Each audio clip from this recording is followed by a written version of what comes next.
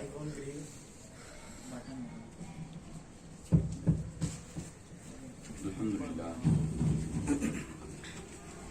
لله رب العالمين احمدك اللهم يا مجيب الرسائل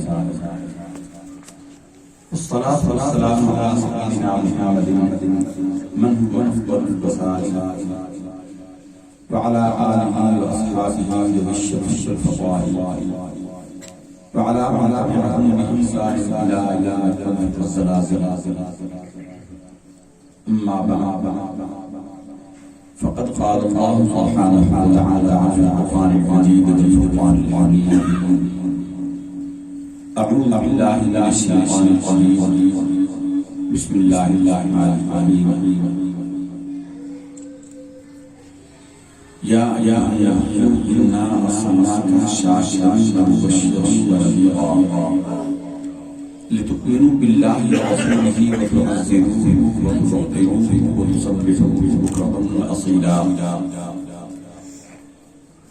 صدق الله العظيم. وقال الله جل وعلا في مقام آخر في شان حبيبه مخبرا وآمرا: أعوذ بالله من الشيطان الرجيم. إن الله وملائكته يصلون على النبي يا أيها الذين آمنوا صلوا عليه وسلموا تسليما. اللهم صل على سيدنا ومولانا وحبيبنا وشفيعنا محمد وعلى آل سيدنا ومولانا وحبيبنا وشفيعنا محمد بعدد كل ذرة 100,000 مرة وبارك وسلم وصل على جميع إخوانه من النبيين والصالحين. مولاي صل وسلم دائما أبدا على حبيبك خير الخلق كلهم، هو الحبيب الذي ترجى شفاعته لكل هول من الأهوال المقتحم. اللہ تعالیٰ کی حمد و ثنا اور اس کے حبیب صلی اللہ علیہ وسلم کے دربار گہربار میں درود و سلام کی ہدیہ کے بعد، محترم میزبان محفل صاحب خانہ اور آپ کے صالح فرزندان برادر عزیز نہار الدین صدیقی صاحب، بلال الدین صدیقی صاحب، ان کے چھوٹے بھائی، ان کا نام ذہن میں نہیں ہے، معاذ صدیق، سیدنا صدیق اکبر رضی اللہ تعالیٰ عنہ کی اولاد، آپ کا ہم شکر ادا کرتے ہیں، آپ کے شکر گزار ہیں کہ آپ نے اللہ تعالیٰ کے حبیب صلی اللہ علیہ وسلم کے میلاد پاک کے موقع پر ہمیں اپنے ساتھ ہم کلام ہونے کا شرف بخشا اور ہمیں یہ موقع فراہم کیا۔ حضور کی جو محفل ہو اس میں جو بھی آئے وہ سائل بن کر آتا ہے، وہ منگتا ہوتا ہے، یہ بلانے والے کا، موقع دینے والے کا احسان ہوتا ہے، اس لیے ہم ان کے احسان مند ہیں۔ ہماری خواہش تھی آج ہمارے علاقے گولڈن ٹاؤن کے شیخ طریقت یہاں موجود ہیں، نہال صاحب کے شیخ بھی ہیں، ہماری خواہش تھی یہ ہمارے پاس تشریف لایا کرتے ہیں جمعے میں، ہماری خواہش تھی کہ آج یہی گفتگو فرماتے اور ہم سنتے، لیکن یہ اہل طریقت میں ہیں، ظاہر ہے ان سے عمر میں بڑے ہیں، ان کی مسجد کے امام ہیں، تو یہ ہمیں احترام کرتے ہیں۔ دراصل یہ محفل منعقد وہ کرتے ہیں جو اہل ادب ہیں، اہل احترام، اہل تعلیم۔ جو فرق باطلہ ہیں الگ الگ جماعتوں کے، ان کی تو ہم بات نہیں کرتے، لیکن آج اہل سنت کے اندر بھی جو یہ خیال کے لوگ ہیں ان کے اندر بھی اختلاف اور افتراق ہے۔ قرآن ایک ہے، حدیث ایک ہے، تمام کتابیں جو ہم پڑھتے ہیں اور پڑھاتے ہیں سب وہ ایک ہی ہیں، مآخذ علم سب کے ایک ہی ہیں۔ فرق ہے تو تعبیر کا کہ ہم اس کو ادب اور محبت کی نظر سے پڑھتے ہیں اور اس کی وہ تعبیر اور تعبیر کرتے ہیں جو ادب پر مرتب ہوتی ہے، اور کچھ لوگ وہ ہوتے ہیں جو انہی کتابوں کو پڑھتے ہیں اور مادر پدر آزاد جو چاہے وہ کہہ دیتے ہیں، اور وہ نہیں جانتے کہ کس کی بارگاہ کا ادب کا مقام کیا ہے۔ یہ بنیادی فرق ہے جس سے دونوں راستے جدا ہو جاتے ہیں۔ ہم کوشش کریں گے کہ ادب کے حوالے سے آج تھوڑی سی گفتگو پیش کریں۔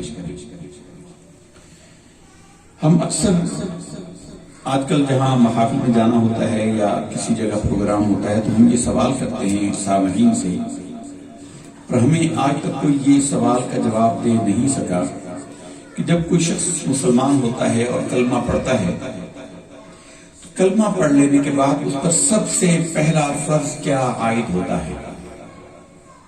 جس سے بھی پوچھا، جہاں بھی پوچھا، بڑا مجمع ہو یا چھوٹا ہو، سب نے کہا کہ مسلمان ہونے کے بعد سب سے پہلا فریضہ جو ہے وہ نماز کا اس پر عائد ہوتا ہے۔ سب کا جواب یہی ہوتا ہے کہ نماز پہلا فرض ہے اسلام قبول کر لینے کے بعد۔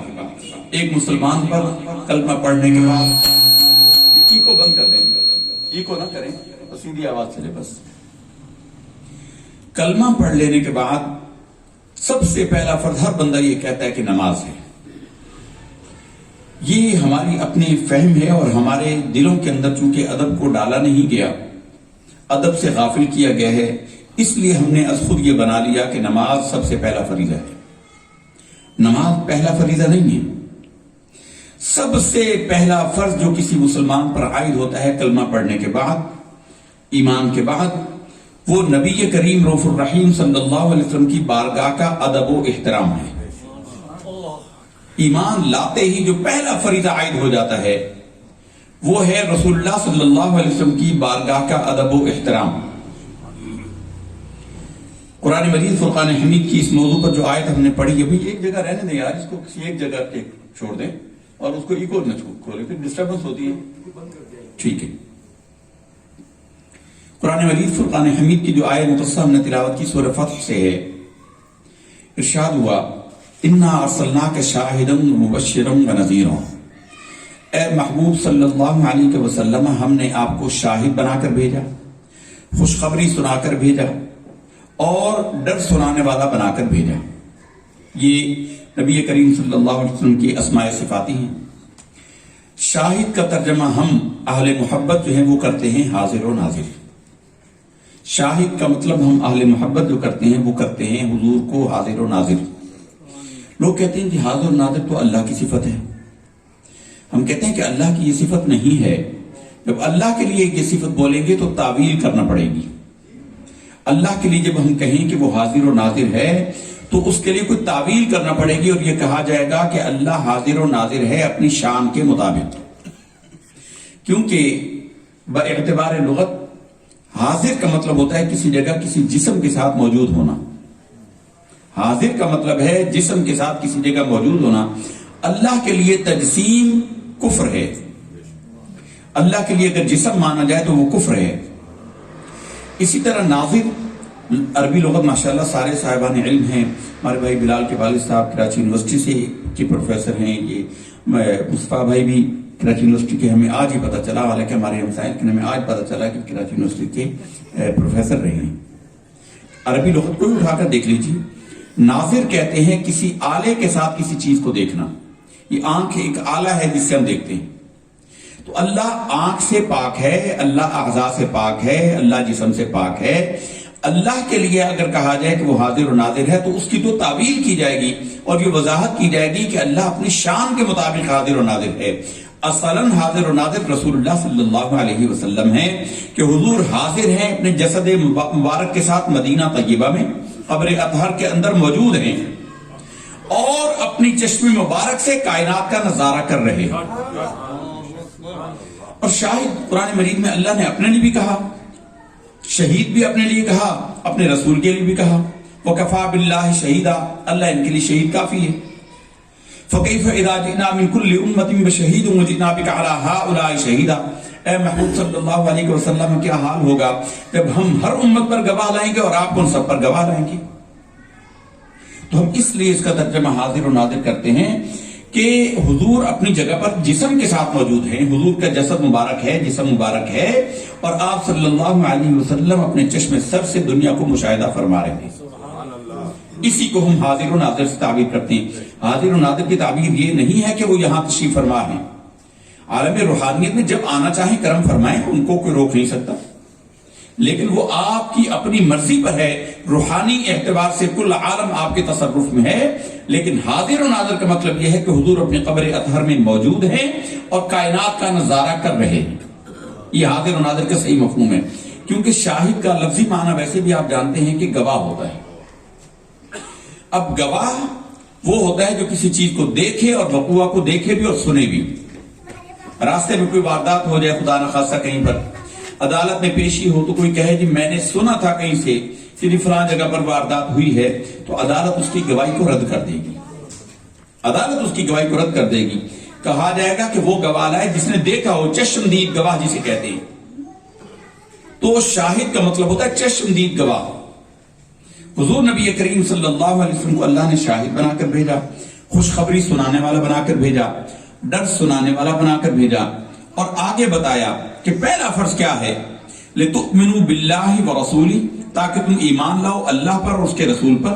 اس لیے بھیجا رسول اللہ صلی اللہ علیہ وسلم کو کہ لوگ ان کو دیکھ کر اللہ پر ایمان لائیں۔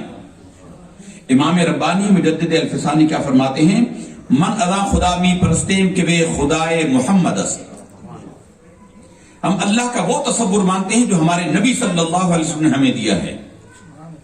اللہ کو تو یہودی بھی مانتے ہیں، عیسائی بھی مانتے ہیں، اور تھوڑی سی عربی جاننے والا وہ جانتا ہے کہ اگر سورہ اخلاص کا قل ہٹا دیں، قل هو اللہ احد کا قل ہٹا دیں، اللہ احد اللہ الصمد لم یلد ولم یولد ولم یکن لہ کفوا احد، اللہ ایک ہے، اللہ بے نیاز ہے، اس نے کسی کو جنا نہیں، وہ کسی سے پیدا نہیں ہوا، اور کوئی اس کا ہمسر نہیں ہے، بات بالکل مکمل ہے۔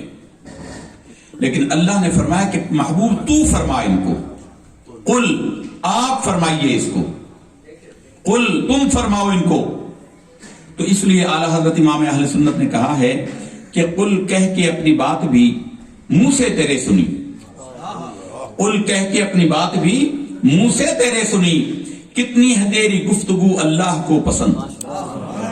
اللہ کو توحید بھی وہ مقبول ہے جو حضور کی زبان سے کہا ہوا اس کو مانے، تو اللہ کو وہ توحید مقبول ہے، ورنہ جملہ تو اللہ وحد اللہ الصمد کافی ہے۔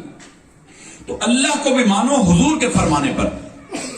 حضور نے جیسا کہا، لوگوں نے کہا کہ مسلمانوں سے کہ ہمارا خدا سونے کا ہے، کسی نے کہا لکڑی کا ہے، کوئی تانبے کا ہے، کوئی کیسا ہے، تو مسلمانوں تمہارا خدا کیسے ہے؟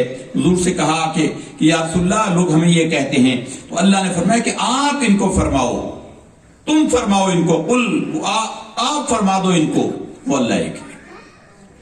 لِتُؤْمِنُوا بِاللَّهِ وَرَسُولِهِ، کیونکہ تم نے تو اللہ کو دیکھا ہی نہیں، تم تو اللہ کا ادراک ہی نہیں کر سکتے۔ اقبال نے کہا ہے اللہ کے بارے میں کہ تو دل میں تو آتا ہے سمجھ میں نہیں آتا۔ اے اللہ، دل یہ گواہی دیتا ہے کہ کوئی ہے جو کائنات کا نظام چلا رہا ہے، تو دل میں تو آتا ہے سمجھ میں نہیں آتا، پہچان گیا میں تیری پہچان یہی ہے۔ عقل اس کی ادراک نہیں کر سکتی۔ ایک پاؤ کا پیالہ ہو اس میں 2 من دودھ کیسے سمائے؟ اللہ تو لا محدود ہے، تو اللہ تعالیٰ عقل میں نہیں آتا۔ حضور کو بھیجا کہ جو اس کامل ہستی کا رب ہے وہ اصلاً خدا ہے۔ لِتُؤْمِنُوا بِاللَّهِ وَرَسُولِهِ، تاکہ تم ایمان لاؤ اللہ اور اس کے رسول پر۔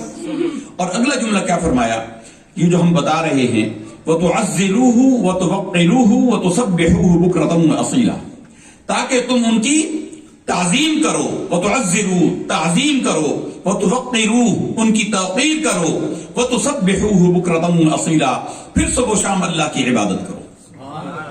ادب پہلے ہے، نماز بعد میں ہے، یہ ادب سکھایا ہے۔ قرآن مجید فرقان حمید میں اللہ تعالیٰ نے ایک اور مقام پر یہی بات بیان کی۔ ارشاد ہوا، سورہ اعراف ہے 9ویں پارے میں، موسیٰ علیہ السلام نے اللہ تعالیٰ سے کہا کہ اللہ میں تجھے دیکھنا چاہتا ہوں، رب ارنی انظر الیک، قال رب نے فرمایا لن ترانی، تو مجھے نہیں دیکھ سکتا۔ مجھے کتنا ٹائم ہے جی؟ مجھے ٹائم بتا دینا اسی طرح۔ آپ کے پاس ٹائم ہے، آپ چلیں آپ ماشاءاللہ سے۔ تو موسیٰ علیہ السلام نے کہا کہ رب ارنی انظر الیک، اے میرے رب مجھے اپنا آپ دکھا۔ رب نے فرمایا لن ترانی ولكن انظر الى الجبل فإن استقر مكانه فسوف تراني فلما تجلى ربه للجبل جعله دكا وخر موسى صعقا۔ رب نے کہا کہ موسیٰ تو مجھے نہیں دیکھ سکتا، میں اپنا جلوہ اس پہاڑ پر کرتا ہوں، اور اگر وہ پہاڑ میری تاب کو برداشت کر گیا، میری تجلی کی تاب کو برداشت کر گیا، پھر ان قریب تو مجھے دیکھ پائے گا۔ اور پھر رب فرماتا ہے کہ فلما تجلی ربہ للجبل، پھر جب اس کے رب نے پہاڑ پر اپنی تجلی کی جعلہ دکا، وہ چورا چورا ہو گیا، ریزا ریزا ہو گیا پہاڑ، جل کر سیاہ ہو گیا، دکن چورا چورا ہو گیا، وخر موسیٰ صعقا، اور موسیٰ جو ہے وہ گر کر چیخ ماری اور گر کر بے ہوش ہو گئے، موسیٰ نہیں دیکھ سکے۔ پھر اپنی قوم کو بتایا کہ میں تورات لے کر آیا، بڑا لمبا مضمون ہے، تو تورات لے کر آئے۔ قوم نے کہا کہ جناب جہاں آپ جاتے ہیں رب سے ہم کلامی کے لیے ہمیں بھی لے جائیے۔ آپ نے اپنی قوم کے 70 سربراہ لوگوں کو اکٹھا کیا، سربراہ جو قبیلوں کے سردار تھے، بڑے بڑے معزز اور علماء تھے، ان کو اکٹھا کیا 70 افراد کو۔ واختار موسیٰ قومہ 70 رجلا لمیقاتنا، موسیٰ نے 70 افراد کو جمع کیا، منتخب افراد، چنیدہ افراد، اور ان کو رب سے جہاں ملاقات ہوتی تھی، ہماری رب فرماتا جو ہماری میقات تھی وہاں پر ان کو لے کر آئے۔ واختار موسیٰ قومہ 70 رجلا لمیقاتنا فلما آخذتهم الرجفہ، پھر جب ان 70 افراد کو رجفہ نے، ایک زلزلے نے، ایک چنگھاڑ نے آ لیا اور وہ ہلاک ہو گئے۔ اس کا ذکر سورہ بقرہ میں زیادہ تفصیل کے ساتھ کیا گیا۔ انہوں نے کہا کہ لن نؤمن لک حتی نری اللہ جہرہ، ہم ہرگز نہیں مانیں گے موسیٰ جب تک کہ ہم اللہ کو اپنی سر کی آنکھوں سے نہ دیکھ لیں۔ فاخذتهم الصاعقۃ وانتم تنظرون، ایک بجلی کڑکی اور ان سب کو ہلاک کر دیا۔ تو یہاں پر اجمالی بیان ہوا ہے، وہاں زیادہ تفصیلی بیان ہوا ہے۔ تو 70 رجلا لمیقاتنا فلما اخذتهم الرجفة قال رب لو شئت اهلكتهم من قبل واياي اتهلكنا بما فعل السفهاء منا ان هي الا فتنتك، موسیٰ نے کہا کہ اللہ تو چاہتا تو ان کو وہاں پہلے ہی ہلاک کر دیتا، قوم سرکش ہے، میں جب واپس جا کر ان کو بتاؤں گا کہ تمہارے سردار تو وہاں ہلاک ہو گئے تو اے اللہ وہ تو مجھ سے جھگڑیں گے، بنی اسرائیل بڑے سرکش تھے، وہ جھگڑیں گے، تو اے اللہ تو چاہتا تو ان کو وہی ہلاک کر دیتا، اب یہ سارا الزام مجھ پر آئے گا، اے اللہ تو ان پر مہربانی فرما اور ان کو دوبارہ زندہ کر دے۔ اتہلکنا بما فعل السفہاء منا، کیا ہمارے لوگوں کی بے وقوفی کے سبب سے تو ہمیں ہلاک کر دے گا؟ اتہلکنا بما فعل السفہاء منا ان ہی الا فتنتک، اے اللہ یہ تیری بہت بڑی آزمائش ہے، بڑی سخت آزمائش ہے، میری قوم میرا جینا محال کر دے گی، میری قوم مشکل کر دے گی، اے اللہ ان کو زندہ کر۔ پھر اللہ نے سورہ بقرہ میں اس کی تفصیل بیان کی کہ ثم بعثناکم من بعد موتکم لعلکم تشکرون، پھر ہم نے تمہیں زندہ کیا تمہاری موت کے بعد شاید کہ تم شکر گزار ہو جاؤ۔ ان ہی الا فتنتک، یہ بڑی آزمائش ہے، تضل بها من تشاء وتهدی من تشاء، اے اللہ جس کو تو گمراہی میں چھوڑ دے اور جس کو تو ہدایت دے تو ہدایت دیتا ہے اور ہدایت پر لے آتا اس کو۔ انت ولینا فاغفر لنا وانت خیر الغافرین، اے اللہ ہم پر رحم فرما اور مغفرت کر دے، معاف کر دے، بے شک تو مغفرت کرنے والا ہے۔ اور پھر آگے دعا کی وَاكْتُبْ لَنَا فِي هَذِهِ الدُّنْيَا حَسَنَةً وَفِي الْآخِرَةِ إِنَّا هُدْنَا إِلَيْكَ، اے اللہ ہمارے لیے اس دنیا میں بھی بھلائی لکھ دے اور آخرت میں بھی ہمارے لیے بھلائی لکھ دے۔ قال، رب نے فرمایا عذابی اصیب بها من اشاء، میرا عذاب اس کو پہنچے گا جس کے لیے میں چاہوں گا۔ ورحمتی وسعت کل شیء، میری رحمت میری ہر شے کو محیط ہے، رحمت غالب ہے، عذاب تو مخصوص ہے، کچھ لوگوں کو پہنچے گا، اللہ کی رحمت کے بغیر تو کوئی زندہ رہ ہی نہیں سکتا۔ ورحمتی، اور میری رحمت وسعت کل شیء، ہر شے کو غالب ہے۔ فسأكتبها للذین یتقون ویؤتون الزکاة وهم بالآخرة هم یوقنون، اس رحمت کو میں خاص ان لوگوں کے لیے لکھ دوں گا جو زکوٰۃ ادا کریں گے، جو تقوی اختیار کریں گے۔ تقوی اس لفظ کو یاد رکھیے گا، ہم جو عبادتیں کرتے ہیں انشاءاللہ زندگی نے کبھی وفا کی اور دوبارہ موقع ملا تو ہم آپ کو بتائیں گے مقصد وحید جو اللہ ہم سے چاہتا ہے۔ اگر کوئی ایک لفظ میں پوچھے اللہ نے عبادتیں کیوں لازم کی ہیں، ہم جب یہ کہتے ہیں کہ رب کو ہماری عبادتوں کی حاجت ہی نہیں ہے تو پھر عبادتیں اتنی سختی سے لازم کیوں کی، اور جو چھوڑے اس کو وبال کیوں کہا؟ فرمایا کہ تمہارے اندر کیفیت تقوی پیدا کرنا مقصود ہے۔ یہ تقوی کی ایکسرسائزز ہیں، اس کو انشاءاللہ کسی اور موقع پر ڈیفائن کریں گے۔ رب نے فرمایا کہ یہ میری رحمت خاص ان لوگوں کے لیے ہے جو آئیں گے، جو تقوی اختیار کریں گے، زکوٰۃ ادا کریں گے، آخرت کو مانیں گے۔ اور پھر آگے اللہ نے فرمایا کہ وہ کون لوگ ہوں گے، یعنی بنی اسرائیل کو جواب دیا کہ تمہیں نہیں، یہ ان کو پہنچے گی، یہ حضور کی امت کو پہنچے گی رحمت اللہ کی۔ فرمایا الذین یتبعون الرسول النبی الامی، یہ وہ لوگ ہوں گے جو پیروی کرتے ہوں گے اس نبی امی کی۔ نبی امی، امی کسے کہتے ہیں؟ امی عام طور پر کہا جاتا ہے ان پڑھ کو. رسول اللہ صلی اللہ علیہ وسلم کے لیے یہ ترجمہ کرنا یہ بے ادبی ہے. امی کا لفظی مطلب یہی ہے، مطلب مرادی معنی یہی ہے. اصل میں جو شے کسی کی اصل ہوتی ہے اس کو کہتے ہیں. چونکہ انسان کی اصل اس کی ماں ہے، ماں کے پیٹ سے وہ پیدا ہوتا ہے، اس لیے ماں کو عربی میں کہتے ہیں. تو جیسا ماں کے پیٹ سے وہ پیدا ہوا، زندگی بھر اس نے کسی سے کچھ پڑھا لکھا نہیں، اس کو پھر امی کہہ دیا جاتا ہے کہ وہ ان پڑھ ہے. لیکن رسول اللہ صلی اللہ علیہ وسلم ان پڑھ نہیں تھے. رسول اللہ صلی اللہ علیہ وسلم دنیا میں کسی سے نہیں پڑھے تھے. رسول اللہ ہی کیا، کوئی نبی دنیا میں کسی سے نہیں پڑھا تھا. ہر نبی کا استاد براہ راست اللہ تعالیٰ کا. اللہ تعالیٰ سے براہ راست انبیاء نے اکتساب علم کیا. کیوں؟ کہ استاد کا احترام ہر ایک پر لازم ہے. استاد کا درجہ بڑا ہے، استاد کا درجہ بڑا ہے. نبی نے دنیا میں کسی سے پڑھا ہوتا تو نبی کے لیے وہ محترم ہوتا، جبکہ نبی وہ ہوتا ہے جس کا ہر کوئی احترام کرتا ہے. تو دنیا میں نبی کا کوئی استاد نہیں. تو رسول اللہ صلی اللہ علیہ وسلم دنیا میں کسی سے پڑھے لکھے نہیں تھے، اور آپ براہ راست اللہ سے پڑھے ہوئے تھے. تو جب پڑھے لکھے تھے تو پھر ان کو امی کیوں کہا گیا؟ پھر حضور کو نبی امی کیوں کہا گیا؟ اور رسول اللہ صلی اللہ علیہ وسلم کو اپنا یہ لقب بڑا محبوب تھا. یہ درود شریف اللہم صلی علی سیدنا محمد النبی الامی وعلی آلہ واصحابہ وبارک وسلم حضور کے دیدار کے لیے مجرب المجرب ہے. شب جمعہ کو جو اس کے ورد کرتا ہے، کسی کی اجازت سے کرے، جائے استاد خالیس، کسی مرشد سے اجازت لے کر پڑھے ایک مخصوص تعداد میں شب جمعہ کو، تو سرکار لازماً کرم فرماتے ہیں. جب حضور کا دل کرے اس وقت کرم فرماتے ہیں. یہ امی کا لقب حضور کو بڑا پسند تھا. کیوں؟ اللہ نے حضور کو یہ لقب دیا تھا. اور کیوں دیا تھا؟ اس لیے نہیں کہ وہ ان پڑھ تھے، بلکہ مکہ مکرمہ کا ایک نام جو ہے وہ ہے ام القری، بستیوں کی ماں. سب سے پہلی انسانی آبادی ہماری اماں، ہمارے ابا آدم و حوا علیہم الصلوۃ والسلام، یہ مکہ مکرمہ میں جا کر آباد ہوئے تھے. عرفات میں ملاقات ہوئی، مکہ میں آباد ہوئے. تو یہ پہلی انسانی آبادی یہاں ہوئی، اس لیے مکہ مکرمہ کا ایک نام ہے ام القری. آج بھی اللہ تعالیٰ جس کو لے گیا ہو مکہ مکرمہ، وہ جانتا ہے کہ مکہ یونیورسٹی کا نام جامعہ ام القری ہے.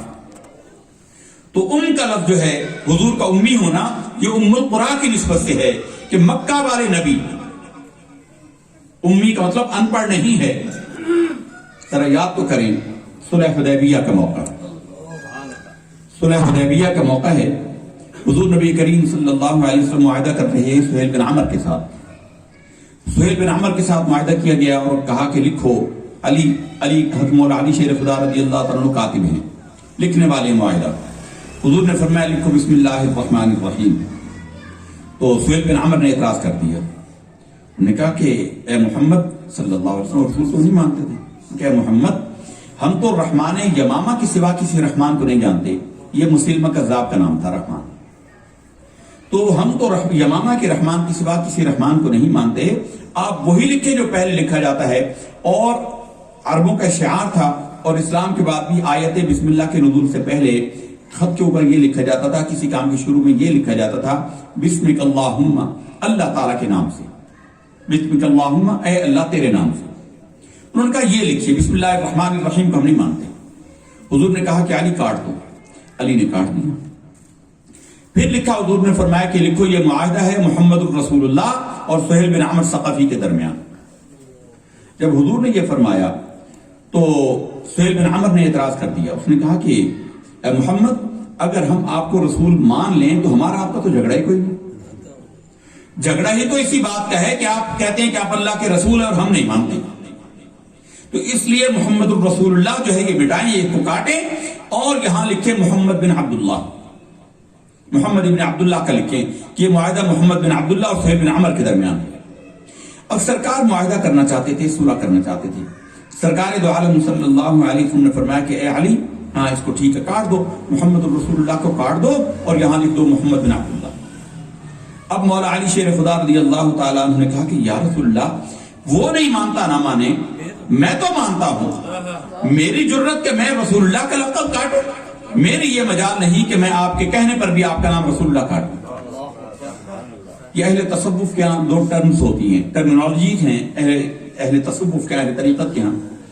ایک ہوتا ہے الامر فوق الادب اور ایک ہوتا ہے الادب فوق الامر.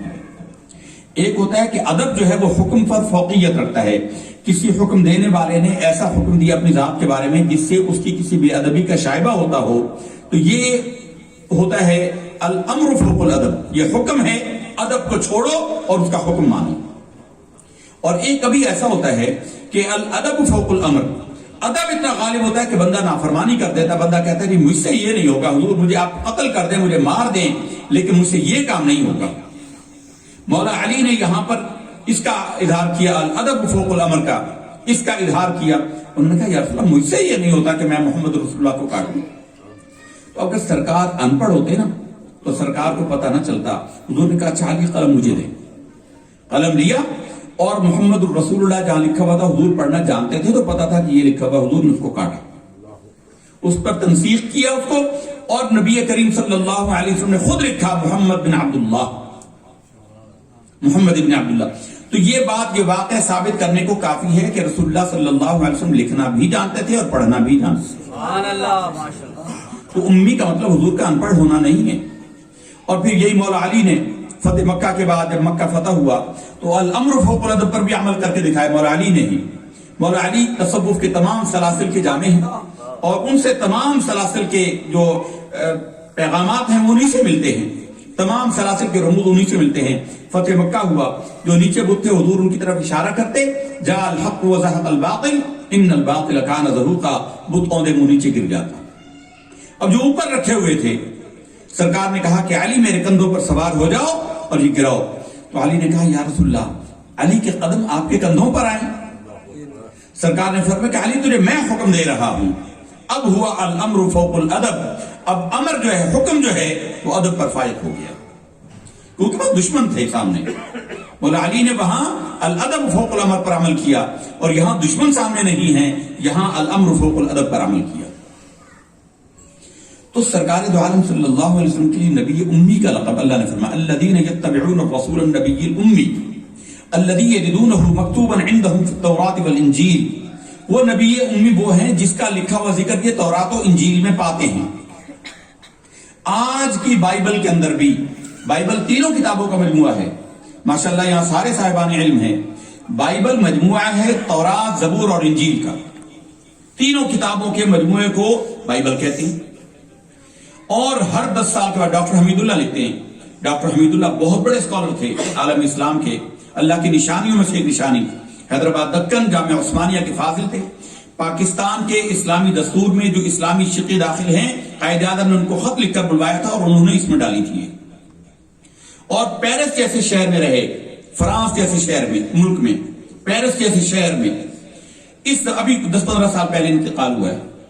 اس وقت تک انہوں نے اپنے وفات تک اپنے گھر میں بجلی کا کنیکشن نہیں لیا تھا تقویٰ کی وجہ سے.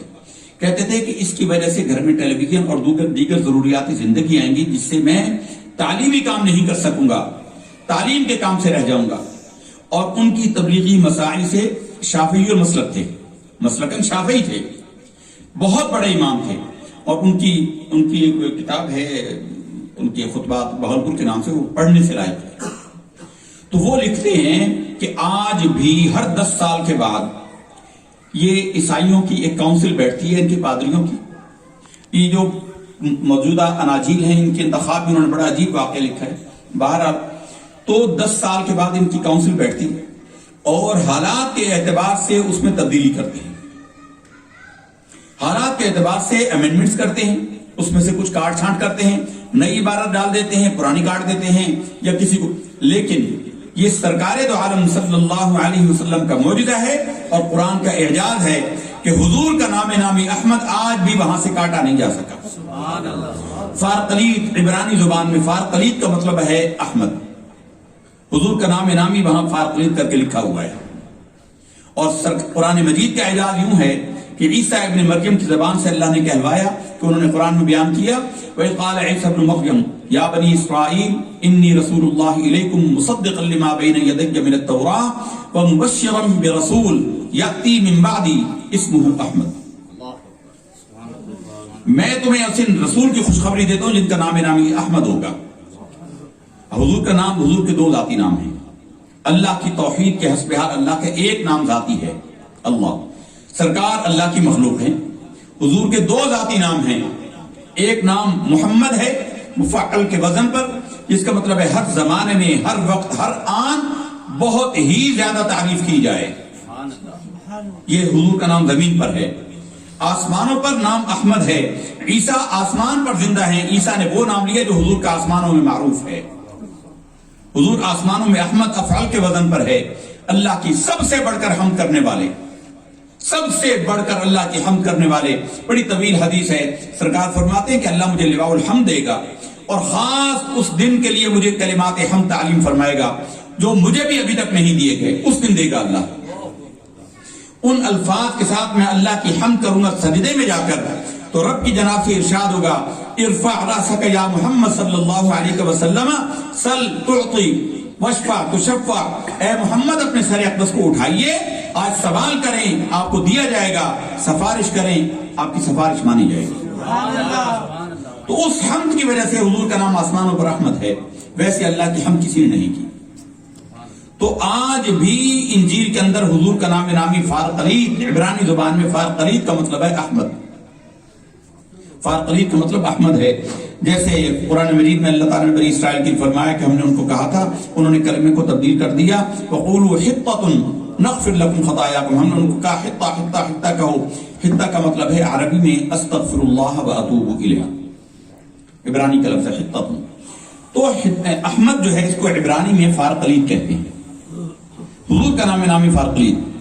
تو ارشاد ہوا کہ الذین یتبعون الرسول النبی الامی الذی یجدونہ مکتوبا عندہم فی التوراۃ والانجیل یأمرہم بالمعروف وینہاہم عن المنکر. وہ ان کو بھلائی کا حکم دیتے ہیں اور برائی سے منع کرتے ہیں. برائی کا حکم دیں گے اور برائی سے منع کریں گے. اور آگے فرمایا وَيُحِلُّ لَهُمُ الطَّيِّبَاتُ وَيُحَرِّمُ عَلَيْهِمُ الْخَبَائِثَ وَيَضَعُ عَنْهُمْ إِصْرَهُمْ وَالْأَغْلَالَ الَّتِي كَانَتْ عَلَيْهِمْ. وہ پاکیزہ چیزیں ان کے لیے حلال کریں گے اور ناپاک چیزیں ان کے لیے حرام کریں گے. یہ وہ چیز ہے جس کو ہم نبی کریم صلی اللہ علیہ وسلم کے مختار کل سے تعبیر کرتے ہیں. حضور کو اللہ نے اختیار دے کر بھیجا. ہمارے علاقے میں ملیر میں ایک بزرگ ہیں، اب پتہ نہیں حیات ہیں یا ان کا وصال ہو گیا. وہ ندوۃ العلماء سے پڑھے ہوئے. ندوہ کو جو لوگ جانتے ہیں وہ جانتے ہیں کہ بہت بڑا ادارہ ہے، اور عرب بھی وہاں آ کر اردو اور عربی پڑھا کرتے تھے. ندوۃ العلماء لکھنؤ میں. تو ندوہ کے وہ پڑھے ہوئے، تو ہمارے پاس آتے رہتے تھے. تو میں کہنے لگے کہ مولوی صاحب یہ آپ جو کہتے ہیں کہ نبی مختار کل ہیں، اختیار ہے، تو کیا ہم تو یہ کہتے ہیں کہ حضور کو جو اللہ نے حکم دیا بس حضور وہ پہنچا دیتے ہیں، اس کے علاوہ حضور کچھ نہیں کہتے. حضور کو کوئی اختیار نہیں ہے، جتنا اللہ نے کہا ہے اتنا کہا ہے. تو اس سے اضافہ نہیں، آپ جو کہتے ہیں آپ کے پاس اس کی کوئی دلیل بھی ہے؟ ہم نے کہا دلائل تو بے شمار ہیں. حدیث میں ہے حضور نبی کریم صلی اللہ علیہ وسلم نے ارشاد فرمایا کہ لوگوں تم پر اللہ نے حج کو فرض کر دیا، بس حج کرو. صحابہ کرام میں سے کسی نے کہا کہ یا رسول اللہ کیا ہر سال حج فرض ہے؟ حضور چپ ہو گئے. پھر آپ نے فرمایا لوگوں اللہ نے حج کو تم پر فرض کیا. پھر وہی کھڑے ہوئے ان کا یا رسول اللہ کیا ہر سال؟ آپ نے پھر سکوت کیا. تیسری بار حضور نے فرمایا، اور آپ صلی اللہ علیہ وسلم نے فرمایا کہ جتنا میں کہہ دوں اس کو لے لیا کرو. اگر میں کہہ دیتا کہ ہاں ہر سال اللہ نے حج فرض کیا ہے، تم پر ہر سال حج فرض ہو جاتا اور تم اس کی طاقت نہ رکھتے. اب یہ اختیار نہیں تو کیا ہے کہ حضور کہہ دیں اور وہ ہو جائے. یہ اختیار کل ہے. حدیث بڑی مشہور ہے، مسواک کے فضائل میں ہے، بخاری کی حدیث ہے. حضور نے فرمایا کہ اگر مجھے اپنی امت کے مشقت میں پڑنے کا اندیشہ نہ ہوتا میں ہر وضو کے ساتھ مسواک کا کرنا فرض کر دیتا. تو اختیار اور کسے کہتے ہیں؟ حضور جس کو چاہے فرض بنا دے. ابو خزیمہ بن ثابت انصاری چھوٹے سے بچے ہیں، حضور اس بچے جتنے تھے، وہ خزیمہ بن ثابت انصاری حضور کے حق میں گواہی دی. تو سرکار نے ان سے پوچھا کہ تم نے تو میرا معاملہ ہوتے دیکھا نہیں، تم نے کیسے گواہی دی؟ انہوں نے کہا یا رسول اللہ میں نے آپ کے حق میں گواہی دی آپ کی سچائی کی وجہ سے، آپ جھوٹ بولتے ہی نہیں. تو سرکار ان کے بات سے اتنا خوش ہوئے. حضور نے فرمایا لوگوں آج سے یہ خزیمہ بن ثابت انصاری ایک کی گواہی دو کے برابر ہے. جس کو چاہیں ایک کی گواہی دو کی بنا دی. اور اصل میں نکاح نبوت دور دیکھ رہی تھی. جب جمع قرآن کا وقت آیا نا، قرآن مجید کو ایک جگہ جمع کرنے کا وقت آیا، تو اس وقت یہ سورہ توبہ کی آخری دو آیتیں، لقد جاءکم رسول من انفسکم، اپنا بلال بھائی ان کو یاد کریں، ان کو 7 دفعہ پڑھا کریں، آپ کو اندازہ نہیں ان کی طاقت کا، موت نہیں قریب آتی. سورہ توبہ کی آخری دو آیتیں. جب یہ جمع ہونے کا وقت آیا تو خزیمہ بن ثابت لے کر آیا کہ یہ میں نے پڑھی تھی اور حضور کو سنائی تھی اور حضور سے سنی تھی. قرینہ یہ تھا کہ 2 گواہ ہونے چاہیے، ایک یہ ایک اور گواہ بھی ہو، 2 بندے کہیں. تو عمر فاروق اور زید بن ثابت انصاری قرآن کے مجید کو جمع کر رہے تھے، تو انہوں نے کہا کہ دوسرا گواہ لائیے. تو انہوں نے کہا میرے پاس گواہ تو نہیں ہے، لیکن اے عمر فاروق کیا تمہیں یاد نہیں ہے کہ رسول اللہ صلی اللہ علیہ وسلم نے میرے ایک کی گواہی کو 2 کے برابر قرار دیا. نکاح نبوت کہاں دیکھ رہی تھی؟ اگر اس وقت حضور ان کی ایک کی گواہی کو 2 کے برابر قرار نہ دیتے تو قرآن کی یہ 2 آیتیں قرآن میں شامل نہ ہوتی. یہ سرکار کی نگاہ ہے. لقد جاءکم رسول من انفسکم عزیز علیہ ما عنتم حریص علیکم بالمؤمنین رؤوف رحیم فإن تولوا فقل حسبی اللہ لا الہ الا ھو علیہ توکلت وہو رب العرش العظیم. 7 دفعہ پڑھنا معمول بنا لیجئے. ابو بکر شبلی اس کو پڑھا کرتے تھے، سرکار بوسہ دیتے تھے، اور بڑی عمر گزر گئی. حضور خواب میں تشریف لائے. حضور نے کہا کہ اے شبلی تیرا ہم سے ملنے کو دل نہیں کرتا. سبحان اللہ. کہا یا رسول اللہ میں تو مشتاق ہوں. کہا تو اسے پڑھنا چھوڑے گا تو اسرائیل تیرے پاس آئے گا نا. اور انہوں نے جب پڑھنا چھوڑا تو ان کی موت ہوئی. اس سے پڑھتے ہوئے ان کو موت نہیں آئی. یہ ایسا زبردست وظیفہ ہے، یاد کا تحفہ سمجھیے ہماری طرف سے آپ کے لیے. تو سرکار دو عالم صلی اللہ علیہ وسلم کے اختیار ہے ایک کی گواہی کو 2 کے برابر کرنا. کہنے لگے جی یہ ٹھیک ہے، لیکن یہ اللہ نے ان کو خاص ان معاملات میں کہا ہوگا. تو میں نے کہا قرآن میں اللہ فرماتا ہے، پھر یہی آیت ہم نے پڑھی، یحل لهم الطیبات ویحرم علیہم الخبائث. یحل کا فاعل کون ہے؟ وہ حلال کرتا ہے، وہ حلال کرے گا. کون کرتا ہے؟ رسول، اللہ کا نبی. فاعل کون ہے حلال کرنے والا؟ پاکیزہ چیزیں اللہ کا رسول. ویحرم علیہم الخبائث، اور ان پر خبیث اور ناپاک چیزیں حرام کرتا ہے. حلال اور حرام کا فاعل کون ہے؟ اللہ کا رسول ہے. تو یہ جبھی تو حضور نے حجۃ الوداع سے واپسی پر فرمایا تھا کہ لوگوں میں حمار اہلی کو حرام کرتا ہوں، پالتو گدھے کو حرام کرتا ہوں. حضور نے پالتو کی قید لگائی. حضور اگر مطلقاً کہہ دیتے کہ گدھا حرام ہے تو جنگلی گدھا بھی، زیبرا بھی حرام ہو جاتا. آج زیبرا حلال ہے، گدھا حرام ہے. حضور نے حمار اہلی کی قید لگائی تھی، پالتو گدھا. حضور نبی کریم صلی اللہ علیہ وسلم مکہ مکرمہ کے حرم کو اس کے حدود بتا رہے ہیں، فضائل بتا رہے ہیں. کہتے ہیں کہ مکہ کے درخت کو کاٹنا، اس کے گھاس کو کاٹنا حرام ہے. عبداللہ بن عباس، یہ صحابہ کرام کا عقیدہ ہے جو ہمارا عقیدہ ہے بحمداللہ تعالی. عبداللہ ابن عباس رضی اللہ تعالیٰ عنہ حضور کے پاس ہیں. عرض کیا یا رسول اللہ الا اذخر، اذخر کو آپ استثناء کر دیں، مستثناء کر دیں، اذخر کو چھوڑ دیں. تو حضور نے فرمایا الا اذخر، ہاں اذخر تم کاٹ سکتے ہو. حضور نے مستثنیٰ کر دیا. اگر اختیار نہیں تھا تو حضور کیسے کر سکتے تھے؟ تو اس لیے ہم کہتے ہیں حضور مالک شریعت ہیں. حضور جو چیز کے لیے چاہیں وہ اس کو اختیار دے سکتے ہیں، جس چیز کو چاہیں منع کر سکتے ہیں، جس چیز کو چاہیں روک سکتے ہیں. اللہ نے کامل اختیارات کے ساتھ بھیجا ہے. اذخر کہتے ہیں لیمن گراس کو، جس سے آپ قہوہ پیتے ہیں، اس کو عربی میں اذخر کہتے ہیں. تو مکہ کا سب سے عمدہ مانا جاتا ہے اذخر گھاس، اور اس کی خوشبو بھی ہوتی ہے، اس کی خوشبو بھی لگائی جاتی ہے. تو حضور نے اذخر کو کاٹنے کی اجازت دی، باقی تمام جھاڑیاں گھاس پھوس کاٹنے کا منع کر دیا. یہ اس نبی امی کی شان اللہ نے بیان فرمائی. اور وہ لوگوں کے پشتوں پر جو رسم و رواج کے بوجھ پڑے ہوئے وہ ان کے دلوں سے، ان کی گردنوں سے توق اتاریں گے. آگے فرمایا کہ ان کے ماننے والے کیسے ہوں گے؟ فالذین آمنوا بہ وعزروہ ونصروہ، بس جو ان کے اوپر ایمان والے ہوں گے وہ ان کی تعظیم و توقیر کریں گے. پہلا فرض جو ہے ایمان کے بعد وہ تعظیم و توقیر مصطفیٰ ہے.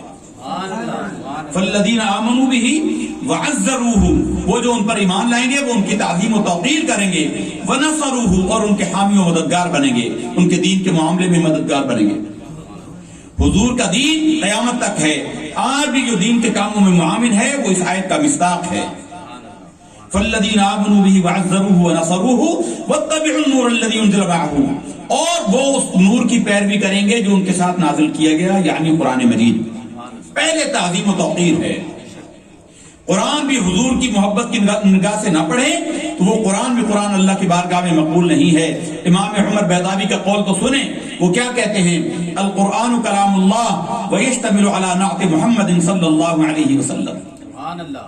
قرآن کیا ہے؟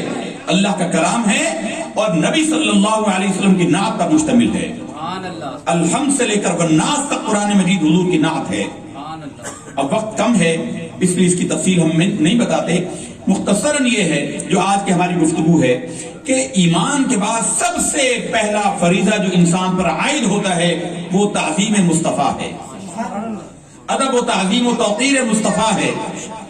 تعظیم و توقیر اور ادب و احترام نہ ہو تو اللہ تعالیٰ فرماتا ہے کہ اگر تم نے ایسا کیا ان تحبط اعمالکم وانتم لا تشعرون، تمہارے عمل غارت ہو جائیں گے، تمہیں خبر نہیں ہوگی۔ اے اللہ، نمازیں تو تیرے لیے پڑھی تھی، رسول کے لیے نماز نہیں ہے۔ عبادت کی جملے اقسام اللہ کے لیے ہیں، تو اے اللہ اگر تھوڑی سی 19-20 ہو بھی گئی تو پھر کیا ہوا؟ ہم نے تیری عبادت میں تو کمی نہیں کی۔ رب فرماتا ہے ان تحبط اعمالکم وانتم لا تشعرون، کیونکہ جس نے یہ عبادتیں تم پر لازم کی اس نے پہلے تمہیں یہ بتایا کہ سب سے پہلی عبادت میرے حبیب کا ادب و احترام ہے۔ تم نے اسی کو نہیں کیا، وہ بنیاد ہے، جڑ ہے، روح ہے، روح کے بغیر تو جسم بیکار ہے۔ تو روح تم نے دین کی نکال دی، ادب مصطفیٰ کو نکال دیا، اور بے محابہ جو تمہارے منہ میں آیا ویسا تم نے حضور کے بارے میں ترجمہ کر دیا۔ قرآن مجید کے اندر وَوَجَدَكَ ضَالًّا فَهَدَىٰ، وہ تو گمراہ تھے، بھٹکے تو ہم نے اپنا راستہ دیا، اور نبی بھی گمراہ ہو گیا تو بھٹک گیا تو پھر کس کو ہدایت نصیب ہوگی؟ لِيَغْفِرَ لَكَ اللَّهُ مَا تَقَدَّمَ مِن ذَنبِكَ وَمَا تَأَخَّرَ، اللہ نے تمہارے اگلے پچھلے سارے گناہ معاف کر دیے، نبی تو گناہ ہی کرتا رہا۔ تو اہل محبت نے ترجمہ کیا وَوَجَدَكَ ضَالًّا فَهَدَىٰ، اے محبوب صلی اللہ علیہ وسلم، ہم نے جب آپ کو اپنی محبت میں گم پایا تو ہم نے اپنی طرف بلا لیا، اپنی طرف کا راستہ دیا۔ وَوَجَدَكَ ضَالًّا فَهَدَىٰ، کیونکہ عربی میں اس کا ایک معنی ہے کسی چیز کے اندر گم ہو جانا۔ عربی کا ایک محاورہ ہے، کہا جاتا ہے کہ ضَلَّ الْمَاءُ فِي اللَّبَنِ، پانی دودھ کے اندر ڈالو تو پانی اپنا وجود گم کر دیتا ہے اور دودھ ہی ہو جاتا ہے۔ رانجھا رانجھا کر دینے میں آپے رانجھا ہوئی، اتنا فنا فی اللہ ہو گئے کہ اللہ نے اپنی طرف کا راستہ دے دیا۔ تو سرکار دو عالم صلی اللہ علیہ وسلم کا ادب و احترام، پھر صحابہ نے اس کو کیسا لیا؟ بخاری کی حدیث ہے، بخاری شریف کے اندر ہے، یہ صلح حدیبیہ کا موقع تھا، پھر اس کے بعد فتح مکہ کا موقع آیا۔ فتح مکہ کا موقع ہے، صحابی بعد میں صحابی بنے، وہ حضور نبی کریم صلی اللہ علیہ وسلم کے پاس آ کر معاہدہ کرنے کے لیے آئے، ملاقات کے لیے آئے۔ بخاری شریف کے اندر ہے، وہ جب اپنی قوم میں گئے تو انہوں نے کہا کہ اے یا معشر القریش، اے جماعت قریش، تم نے مجھے اپنے زمانے کی سپر پاور جو زمانے میں تھی، قیصر و کسریٰ، روم اور ایران، تم نے مجھے اپنی سفارت کے لیے وہاں بھی بھیجا، میں نے وہاں بھی بڑا پروٹوکول دیکھا، وہاں بھی لوگ اپنے بادشاہ سے بڑی محبت و احترام کرتے ہیں، حتیٰ کہ بادشاہ کو سجدہ کرتے ہیں، لیکن اللہ کی قسم جو معاملہ میں نے اصحاب محمد کا دیکھا ہے وہ کہیں نہیں دیکھا۔ جو معاملہ میں نے اصحاب محمد کا محمد صلی اللہ علیہ وسلم کے ساتھ دیکھا ہے، اللہ کی قسم وہ کہیں نہیں دیکھا۔ حضور کے سامنے بیٹھتے تھے، ایسے بیٹھتے تھے، ایسے ساکت کہ گویا ذرا سا ہلیں گے تو ان کے سروں پر بیٹھے ہوئے پرندے اڑ جائیں گے، اتنا ساکت بیٹھتے تھے۔ اور فرمایا کہ اتنی خاموشی ہوتی تھی جس کو آج کل کہا جاتا ہے پن ڈراپ سائلنس، ایسا کہ سوئی بھی نیچے گرے تو آواز آ جائے۔ اور میں نے دیکھا کہ رسول اللہ صلی اللہ علیہ وسلم کسی کام کا حکم فرماتے تو ہر ایک کی خواہش ہوتی تھی کہ سب سے پہلے حضور کے فرمان پر وہی عمل کر لے، دوڑتے تھے۔ اور فرمایا کہ میں نے دیکھا کہ رسول اللہ صلی اللہ علیہ وسلم نے اپنا کھنگار مبارک، تھوک کی وہ قسم جس میں ہلکا سا بلغم ریشہ بھی ہوتا ہے، اس کو کھنگار کہتے ہیں، حضور نبی کریم صلی اللہ علیہ وسلم نے وہ کھنگار مبارک پھینکا، صحابہ کرام نے اس کو ہاتھوں پر لے لیا اور ہاتھوں پر لے کر پیشانی پر مارا۔ سبحان اللہ۔ اور وہ وضو کرتے تھے، اللہ کی قسم ان کا پانی زمین پر نہیں گرتا تھا، ہاتھوں میں لے لیتے تھے۔ تو یہ تو سرکار کا احترام صحابہ اکرام کرتے تھے۔ اب آپ کہیں قرآن میں بھی یہ حکم نہیں ہے کہ حضور کے تھوک مبارک کو تم اپنے ماتھے پر لگاؤ، حضور کے وضو کا غسالہ نیچے نہ گرنے دو۔ انس بن مالک، وہ بھی بخاری کی حدیث ہے، حجۃ الوداع کا بیان کرتے ہیں، حضور حج کرنے کے لیے تشریف لائے اور آپ صلی اللہ علیہ وسلم نے ربی تیمار فرمایا.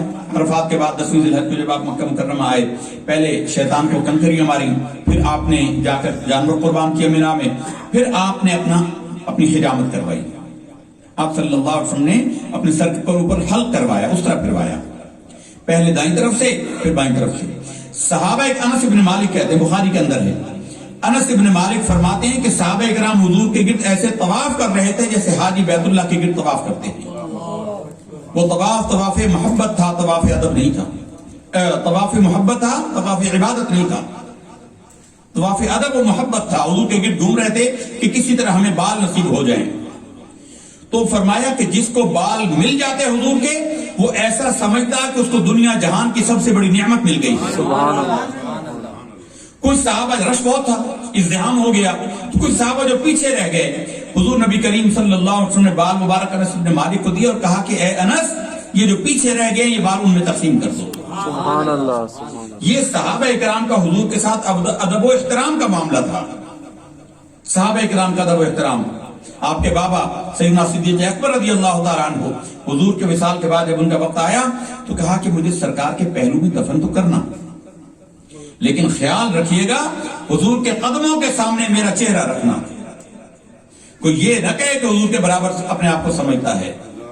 پہلا جمعہ آیا، ممبر کی، حضور کا جو ممبر شریف تھا معروف روایت کے مطابق اس کی 5 سیڑھیاں تھیں. ہم نے اپنے مسجد کے ممبر کی 5 سیڑھیاں رکھی ہیں. تو سرکار تیسری سیڑھی پر بیٹھا کرتے تھے. سرکار تیسری سیڑھی پر بیٹھا کرتے تھے. پہلا جمعہ آیا حضور کے وصال کے بعد، صدیق اکبر نے پڑھایا تو ممبر کی تیسری سیڑھی پر بیٹھے، دوسری سیڑھی پر بیٹھے، پہلی تیسری پر نہیں گئے. لوگوں نے کہا کہ حضور تو وہاں بیٹھا کرتے تھے. کہا ابو بکر کی یہ مجال کہ حضور کی جگہ پر بیٹھے، جہاں حضور کے قدم تھے میں وہاں بیٹھوں گا. سبحان اللہ، سبحان اللہ. پھر عمر کا زمانہ آیا. عمر کا زمانہ آیا، وہ ممبر کی پہلی سیڑھی پر بیٹھتے تھے. لوگوں نے کہا حضور آپ وہاں بیٹھے ہیں، وہاں ابو بکر بیٹھتے تھے. کہا کہ عمر کی مجال کہ اپنے آپ کو ابو بکر کے برابر سمجھے. پھر عثمان کا زمانہ آیا، وہ دوسری سیڑھی پر بیٹھے. لوگوں نے کہا جی عمر تو پہلی سیڑھی پر آ گئے تھے. کہا کہ بس وہ ادب سکھانا تھا، سکھا دیا. اگر میں زمین پر بیٹھوں گا تو آنے والے تو تخت الثری میں اتر جائیں گے. پتہ ادب سکھا دیا. سرکار کی جگہ خالی ہے. تیسری سیڑھی پر آج کل کوئی نہیں، آج تک کوئی نہیں بیٹھتا. اب دوسری سیڑھی پر بیٹھتے ہیں. یہ حضور کے ادب کے لیے چھوڑا گیا ہے. اب ہم پوچھتے ہیں کہ کیا یہ قرآن میں کہیں حکم ہوا ہے؟ کیا یہ قرآن میں حکم ہے؟ کیا یہ حدیث میں حکم ہے؟ یہ صحابہ کرام کا ادب تھا جس کے فالوور ہم ہیں الحمدللہ. یہ ہم اس کے فالوور ہیں. سرکار دو عالم نور مجسم. اور پھر عمر کا دفن کا وقت آیا، کہا ابو بکر کے پہلو میں دفن کرنا. اما عائشہ صدیقہ سے پہلے پوچھئے، وہ اجازت دیں تو حضور کا ابو بکر کے پہلو میں دفن کرنا، لیکن برابر اس کے ہمسا بالکل برابر نہ کرنا، ان کے کندھوں کے برابر میرا سر رکھنا. ابو بکر نے حضور کے قدموں کے برابر اپنا سر رکھوایا اور انہوں نے حضرت ابو بکر کے کندھوں کے برابر. یہ صحابہ کرام کا حضور کی بارگاہ میں ادب کا تصور تھا. پھر ہمارے ائمہ نے کیسا سمجھا؟ امام مالک، امام دار الہجرہ رضی اللہ تعالیٰ عنہ، امام مالک بن انس اصبحی رحمت اللہ تعالیٰ علیہ، ان کی کتاب موطا امام مالک بخاری شریف کی لکھے جانے سے پہلے تاریخ کی ایک کتاب، حدیث کی مستند ترین کتاب مانی جاتی تھی موطا. امام مالک ایسے عاشق رسول تھے کہ گلی کے درمیان نہیں چلتے تھے، دیواروں سے رگڑ کر چلتے تھے. کندھے زخمی ہو گئے کہ پوچھا کہ حضور آپ درمیان میں سیدھے راستے کیوں نہیں چلتے؟ فرمایا کہ مجھے اس بات سے ڈر لگتا ہے کہ میرا پیر کہیں ایسی جگہ پر نہ آ جائے جہاں میرے آقا چلا کرتے تھے. یہ صحابہ نے جو ادب سکھایا، ائمہ نے ہمیں ادب سکھایا. ادب گاہیس دیر آسماں از عرش نازک تر، نفس گم کردمی آیت جنید و بایزیدی جا. یہ وہ بارگاہ ادب ہے، عرش سے بھی اعلیٰ نازک مقام ہے. جنید بغدادی اور بایزید بستامی جیسی ہستیاں یہاں سانس کی آواز بھی بلند کرنا بے ادبی سمجھتی تھی. عمر فاروق کے زمانے میں کوئی بدو آئے، مسجد نبوی میں بیٹھے اور آپ اپنی باتیں کرنے لگے اونچی اونچی آواز میں. حضرت عمر فاروق رضی اللہ تعالیٰ عنہ نے کنکر اٹھایا اور کنکر پھینک کر ان کو بلایا. کنکر جو ان کو مارا، انہوں نے چونک کر دیکھا تو عمر نے ان کو باہر بلایا، باہر آؤ. ان سے کہا کون ہو، کہاں سے آئے ہو؟ انہوں نے کہا کہ ہم فلاں جگہ سے دیہات سے آئے ہیں. کہا کہ اگر تم پردیسی نہ ہوتے اور تمہیں مسئلہ پتہ ہوتا تو میں تمہیں کوڑے مرواتا. حضور کی بارگاہ کا ادب کہ حضور کے سامنے اونچی آواز میں بات نہیں کرنی، یہ حضور کی وفات کے بعد بھی تا قیام قیامت ہے. حضور کی قبر اطہر پر اونچی آواز سے صلاۃ والسلام بھی نہیں پڑھ سکتے. اونچی آواز میں بات کرنا منع ہے. یہ حضور کی بارگاہ کا ادب. یہی امام مالک، ان کے پاس گھوڑوں کا بہت بڑا ذخیرہ تھا. امام شافعی آئے، امام شافعی ان کے شاگرد بھی ہیں، اور چاروں اماموں میں واحد امام ہے جو قرشی ہے.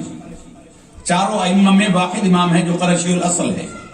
باقی تینوں امام، امام ابو حنیفہ، امام مالک، امام شافعی، امام احمد بن حنبل، یہ سارے عجمی ہیں. امام شافعی عرب ہیں، اور عربوں کو گھوڑوں سے بڑی محبت ہوتی تھی. انہیں پتہ چلا کہ امام کے پاس گھوڑے ہیں بڑے اچھی قسم کے، تو یہ اپنے استاد سے کہنے لگے کہ استاد صاحب سنا ہے کہ آپ کے پاس گھوڑے ہیں؟ کہا کہ ہاں آؤ تمہیں دکھاتا ہوں. اسطبل میں لے گئے. 300 سے زیادہ گھوڑے تھے. انہوں نے امام شافعی گھوڑوں کو بڑا پہچانتے تھے، بڑی تعریف کی اور کہا کہ بہت اعلیٰ نسل کے گھوڑے. کہا بیٹے تجھے پسند ہے تو لے جا، سارے لے جا. امام شافعی شرمندہ ہو گئے اور کہا کہ حضور میں نے اس لیے تعریف نہیں کی تھی، آپ کو اللہ مبارک کرے، میں نے تو گھوڑوں کی جنس کی تعریف کی ہے کہ بہت اعلیٰ نسل کی. کہا بیٹے اللہ کی قسم میرے لیے بیکار ہیں، میں نے ان پر کبھی سواری نہیں کی، یہ میرے لیے بیکار ہیں، تو لے جا ان کو. مکہ، وہ مکہ میں رہتے امام شافعی، تو لے جا ان کو. انہوں نے کہا آپ نے کیوں سواری نہیں کی؟ کہا کہ مجھے حیا آتی ہے اس بات سے کہ جن گلیوں میں میرے آقا پیدل چلے ہوں امام مالک اس میں گھوڑے پر سواری کرے. امام، یہ ہے ادب، یہ ہمیں سکھایا گیا ہے. ادب پہلا قرینہ ہے محبت کے قرینوں میں. اور صوفیاء کہتے ہیں با خدا دیوانہ باشو با محمد ہوشیار، اللہ کے ساتھ دیوانگی چل جاتی ہے. بیت اللہ کے اندر تو دیکھو دیوانہ باپ تمہیں چکر لگواتا ہے، طواف کرواتا ہے. حضور کی بارگاہ میں اونچی آواز سے سانس بھی نہیں لے سکتے. با خدا دیوانہ باشو با محمد ہوشیار. یہ امام مالک مدینہ شریف میں رہتے تھے. ایک مرتبہ بارش ہوئی مدینہ میں، اور ذوالحلیفہ جو اہل مدینہ کی میقات ہے، مدینہ والے جب عمرہ کرنے آئے، حج کرنے آئے تو وہیں سے احرام باندھتے ہیں. حضور نے بھی وہیں سے باندھا تھا. ذوالحلیفہ، ابیار علی اور بیئر علی، یہ تینوں نام ہیں. ابیار بیئر کی جمع ہے، علی کے کنویں، اور بیئر کہتے ہیں کنویں کو. تو ذوالحلیفہ اس جگہ کا نام ہے. میقات ہے اہل مدینہ کی. وہاں ایک بہت بڑا جگہ تھی نشیب میں، بارش کا پانی جہاں جمع ہو جاتا تھا. عربوں میں آپ جانتے ہیں کہ بارش کم کم ہوتی تھی. بارش ہوئی، اس میں پانی بھر گیا. گورنر مدینہ جو اس وقت تھا بنو عباس کا، اس کے درباریوں نے، وزیروں نے کہا کہ گورنر صاحب چلتے ہیں وہاں پکنک مناتے ہیں. اہل مدینہ کا پکنک اسپاٹ تھا. انہوں نے کہا چلو. گورنر صاحب بھی چلے آئے. ادھر امام صاحب کو ان کے شاگردوں نے کہا کہ حضور وہاں پکنک مناتے ہیں، چلتے ہیں. امام صاحب بھی چلے آئے تفریح کے لیے. اب جب گورنر تھا عاشق رسول، محبت والا تھا، اہل محبت میں سے تھا. جب گورنر وہاں آئے، اس نے دیکھا کہ امام مدینہ امام مالک آئے ہوئے. اس نے اللہ کا شکر کیا اور کہا کہ حضور اس حدیث کے بارے میں آپ سے پوچھنا ہے. موقع غنیمت جانا کہ امام صاحب حدیث کے اتنے بڑے عالم آئے ہوئے. تو کہا کہ حضور اس ایک حدیث کے بارے میں پوچھنا ہے. تو امام مالک، آپ نے فرمایا کہ تو تفریح کرنے آیا تھا اور چلتے چلتے تو نے مجھ سے حدیث پوچھی ہے، یہ حدیث رسول کی توہین ہے، یہ بے ادبی ہے. اگر مجھے تجھ پر اختیار ہوتا میں تجھے 20 کوڑے مارتا اس بے ادبی پر، 20 کوڑے مارتا. گورنر شرمندہ ہو گیا، واپس گیا. جب گورنر ہاؤس میں پہنچا تو اس نے کہا کہ انجانے میں مجھ سے بے ادبی ہو گئی ہے، تم مجھے ہتھکڑی لگاؤ اور مجرم بنا کر مجھے امام مالک کے پاس لے کر چلو. اپنے آپ کو ہتھکڑی لگوائی اور مجرم بن کر امام مالک کی بارگاہ میں پیش ہوا اور اپنے ملازم سے کہا کہ کوڑا ان کو پکڑائیے. اور امام سے کہنے لگے حضور مجھے معاف کر دیجئے، انجانے میں وہ ہم سے بے ادبی ہوئی ہے، وہ گستاخی انجانے میں ہوئی. آپ اپنی قسم پورا کریں، اپنا ارادہ پورا کریں اور 20 کوڑے ہمیں مار لیجیے. امام مالک نے کوڑا اس کے ہاتھ سے لیا اور کوئی رعایت نہیں کی اور اس کو کوڑے مارے، 20 کوڑے مارے. جب 20 کوڑے مار لیے تو امام مالک کی اپنی آنکھوں میں آنسو آ گئے. آگے بڑھے، اسے گلے لگایا اور اسے کہا کہ تو نے حدیث رسول کے ادب کا اظہار کیا ہے، اب 20 کوڑے مارے ہیں، میں تجھے 20 ہر کوڑے کے بدلے میں ایک حدیث سناؤں گا. 20 حدیثیں اس کو سنائیں. گورنر کہتا ہے کہ اللہ کی قسم مجھے افسوس ہے، کاش مجھے امام مالک 100 کوڑے مارتے تو میں 100 حدیثیں تو سن لیتا. قدر نبیدہ ایک ہی جانن دنیا دار کمینے، قدر نبیدہ جانن والے سونگے وچ مدینے. بات بڑی لمبی ہو گئی، مختصر یہ ہے ادب پہلا قرینہ ہے محبت کے قرینوں میں. گھر کے اندر کسی کے 4 بیٹے ہوں، ایک غریب ہے، ایک بہت امیر ہے. امیر جو ہے وہ بے ادب ہے تو باپ اس کے پاس اس کی دولت کے اوپر تھوکتا نہیں اور کہتا کہ دفع ہو جا، اپنے لے کے چلا جا، اگر تیرے دل میں ادب نہیں. وہ غریب ہے لیکن میرا ادب و احترام تو کرتا ہے. حضور نے دیکھا ایک نوجوان جا رہا ہے، اس کے ساتھ ایک بزرگ ہے. حضور نے پوچھا من ہذا، یہ کون ہے؟ پھر کہا کہ یہ میرے والد ہیں، ہذا ابی، یہ میرے والد ہیں۔ حضور نے فرمایا پھر سن، میں تجھے نصیحت کرتا ہوں، لا تمشی امامہ، کبھی اس کے آگے نہ چلنا، بڑوں کے آگے نہ چلنا۔ یہ حضور ادب سکھا رہے ہیں۔ حضور نے خود فرمایا ادبنی ربی فاحسن تادیبی، میرے رب نے مجھے ادب سکھایا اور کیا خوب ادب سکھایا ہے۔ تو حضور نے فرمایا کہ لا تمشی امامہ، کبھی بھی اپنے باپ کے آگے نہ چلنا چلتے ہوئے، ولا تجلس قبلہ، کہیں نشست کی جگہ آئے تو اپنے والد سے بیٹھنے میں پہل نہ کرنا، تیرے والد بیٹھ جائیں تو پھر بیٹھنا، ولا تجلس قبلہ، اور کبھی اس کو اس کے نام سے نہ پکارنا، اور کبھی اپنے باپ کو گالی نہ دینا۔ اب وہ نوجوان نے کہا یا رسول اللہ، کوئی شخص اپنے باپ کو بھی گالی دیتا ہے؟ حضور نے فرمایا کہ جب تو کسی کو اس کے باپ کی گالی دے گا تو بدلے میں وہ تیرے باپ کو گالی دے گا، یوں تو اپنے باپ کے گالی دینے کا ذریعہ بن گیا۔ تو برادران گرامی، آج کی ہماری گفتگو کا مقصود یہی، کافی دیر ہو گئی ہے، تھکن آپ کے چہروں سے بھی آیا ہے، لوگوں نے کل کام پر بھی جانا ہے، تو مختصر یہ ہے، ادب اگر ہے عمل تھوڑا بھی چل جائے گا۔ صوفیاء کہتے ہیں ادب اور علم کا تناسب یہ ہونا چاہیے، جیسے اب ہمیں تو نہیں پتا گھر میں یہاں پہ کیا ہوتا ہے، عورتیں پنجاب میں آٹا گوندتے ہوئے تھوڑا سا چٹکی بھر نمک ڈال دیتی تھی، تو کہا کہ علم جو ہے وہ نمک کی مقدار کے برابر ہو، اور ادب جو ہے، علم جو ہے وہ نمک کے برابر، اور ادب جو ہے وہ آٹے کی مقدار میں ہو تو وہ علم فائدہ دیتا ہے، وہ علم تجھے نجات دے گا، اور اگر تیرا علم بڑھ جائے اور ادب کم ہو گیا تو تجھے ہلاک کر دے گا۔ یہ جتنے لوگوں نے بے ادبیاں کی ہیں، بڑے بڑے عالم گزرے، ان کے اندر ادب نہیں تھا۔ جس دل اندر عشق نہ رچیا، کتے اس سے چنگے، اس سے کتے اچھے ہیں۔ کہا کہ ادب کرو، با ادب با نصیب، بے ادب بے نصیب، اور ادب گھر سے شروع ہوتا ہے۔ یہ جو محفلیں ہوتی ہیں، میلاد کی محفل ہوتی ہیں، بھی آپ نے دیکھا کہ ایک ان کی شیخ بیٹھے، جو آتا ہے ان کے ہاتھ پہ پیسے رکھتا ہے، پیسے دینے میں بھی دونوں ہاتھوں سے پیش کیا جاتا ہے، وہ رکھتے ہیں، اور پھر جو بھی ناخوانہ اس کو ان کے ہاتھوں سے دیا جاتا ہے۔ یہ ادب سکھایا جاتا ہے، یہ طریقت کی محفلیں ادب سکھاتی ہیں۔ یہ ادب ہوتا ہے کہ ایک ہستی کے پاس آپ گئے اور انہوں نے ہمیں عمر کی وجہ سے انہوں نے ہمیں آگے کر دیا تو ہم نے ان کے ہاتھ کو ساتھ رکھے، ورنہ اصل تو یہ شیخ نہار بھائی تھا۔ یہ ادب سکھایا جاتا ہے یہاں۔ تو اہل طریقت کی محافل میں ادب ملتا ہے۔ ادب نہیں ہے از خدا خواہیم توفیق ادب، بے ادب محروم شد الفضل رب۔ ہم اللہ سے ادب کی توفیق مانگتے ہیں، اس لیے کہ بے ادب اللہ تعالیٰ کے فضل سے ہمیشہ محروم رہتا ہے۔ بے ادبی محبوباں دی ککھ نہ چھوڑے گھر دا، پنجابی کے شعر ہے۔ بے ادبی محبوباں دی ککھ نہ چھوڑے گھر دا، او بے ایمان کمینہ پاپی ہو مردہ۔ جو ایسا ہوتا ہے کافر ہو مردہ، او بے ایمان کمینہ پاپی کافر ہو مردہ۔ جو حضور، جو بڑی ہستیوں کا ادب ہی نہ کرے، جو مرضی کرے۔ اب دیکھیں قرآن مجید میں اللہ نے فرمایا انما انا بشر مثلکم، اے محبوب فرما دیجئے کہ میں تمہاری مثل بشر ہوں۔ لوگوں نے اس کو عام طور پر لے کر اچھالنا شروع کر دیا کہ حضور تمہاری مثل بشر ہیں، ہماری مثل بشر ہیں۔ یہ عام لوگوں کا، بے ادبوں کا طریقہ ہے۔ ادب والوں کا طریقہ کیا ہے؟ بشر حافی سے پوچھئے۔ بشر حافی اولیاء اللہ کے سردار گلیوں سے گزرتے تھے، جانوروں کو اللہ نے منع کر دیا کہ یہاں گوبر نہ کرنا، میرا بشر یہاں سے گزرتا ہے۔ تو بشر حافی کہا کرتے تھے کہ رسول اللہ بھی بشر ہیں، ہم بھی بشر ہیں۔ رسول اللہ بھی بشر، ہم بھی بشر، لیکن رسول اللہ بشر ہیں بشیر والے۔ قد جاءکم بشیر، تمہارے پاس خوشخبری سنانے والا آ گیا۔ حضور سراسر خوشخبری والے بشر ہیں، اور ہم کیا ہیں؟ با شر، ہمارے ساتھ تو شر لگا ہوا ہے، ہم تو شر والے بشر ہیں، وہ خوشخبری والے بشر ہیں۔ چہ نسبت خاک را بعالم پاک، ادب اپنے اظہار کے قرینے خود ڈھونڈ لیتا ہے۔ یہ ادب، یہ انسان کے دلوں کے اندر ایسے معانی، ایسی چیزیں ڈالتا ہے۔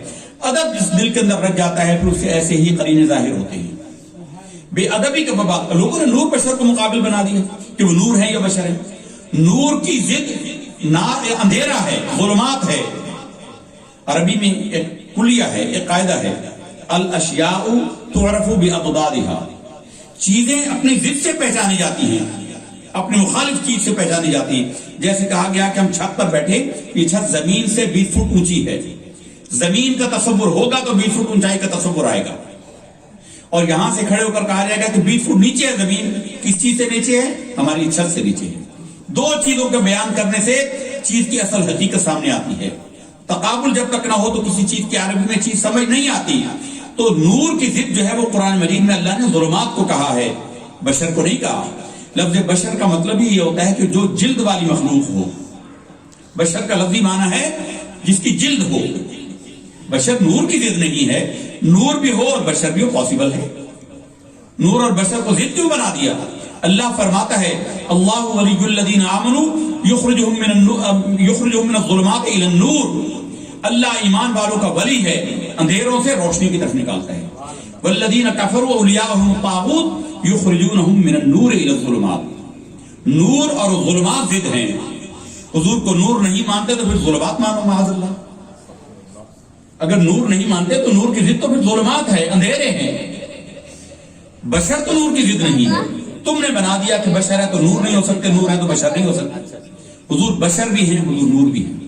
انشاءاللہ پھر کبھی زندگی نے وفا کی موقع نصیب ہوا تو انشاءاللہ پھر گفتگو پیش کریں گے. اللہ تعالیٰ سے دعا ہے کہ ہمیں ادب کی توفیق دے. اور ادب کا آغاز گھر سے ہوتا ہے. بچوں کو بڑوں کا ادب، ہم آتے ہیں بلال بھائی اپنے بچوں کو کہتے ہیں جاؤ ہاتھ ملاؤ، مولوی صاحب آئے ہاتھ ملاؤ. ان کے دادا جی بتاتے ہیں جاؤ مولوی صاحب کو ہاتھ ملاؤ. یہ ادب سکھایا جاتا ہے. ادب کا آغاز گھر سے ہوتا ہے. گھر سے آج ادب سے سب سے زیادہ لوگ غافل ہیں. تعلیم تو آپ دیکھیں سی اے چل رہے ہیں، ایم بی اے کیے ہوئے ہیں، ماسٹر، ہر گھر کے اندر ماسٹر اور گریجویٹ موجود ہیں. جس چیز کی کمی ہے وہ ہے تربیت اور ادب کی. اور تربیت اور ادب ملتی ہے کسی کی صحبت اختیار کرنے سے. صالحین کی صحبت، اس لیے تو اللہ نے کہا تھا اتقوا اللہ وکونوا مع الصادقین. اللہ سے ڈرو اور سچوں کی سنگت اختیار کرو. صحابہ کرام نے کوئی کتابیں نہیں پڑھی تھی، حضور کی صحبت میں بیٹھا کرتے تھے. ہمارا بچہ الحمدللہ وہ عالم بنا، مفتی بنا انوار القرآن سے. ہم انہیں کہا کرتے تھے جتنا عرصہ، اور دنیاوی تعلیم بھی ماشاءاللہ ایم فل کر رہا ہے کراچی یونیورسٹی سے، جنید صاحب. تو ہم اس کو کہتے تھے کہ اپنے استاد کے پاس خاموشی سے بیٹھا کرو، کچھ نہ کہا کرو، نہ سوال، وہ جو کام کہیں چپ کر کے کر دو، ان کو بیٹھو. ادب بیٹھنے سے آتا ہے، ادب صحبت اختیار کرنے سے آتا ہے. اللہ تعالیٰ سے دعا ہے کہ ہمیں سرکار دو عالم صلی اللہ علیہ وسلم کے عشق و محبت اور ادب و احترام سے ہمارے دلوں کو معمور و منور فرمائے، اور آپ صلی اللہ علیہ وسلم کے اسوہ حسنہ کی پیروی سے اللہ تعالیٰ ہمارے اعمال کو مزین فرمائے. اقول قولی ھذا فاستغفر اللہ لی ولکم ولسائر المسلمین والمسلمات فاستغفروہ انہ هو الغفور الرحیم. سبحان ربک رب العزة عما یصفون وسلام علی المرسلین والحمد للہ رب العالمین.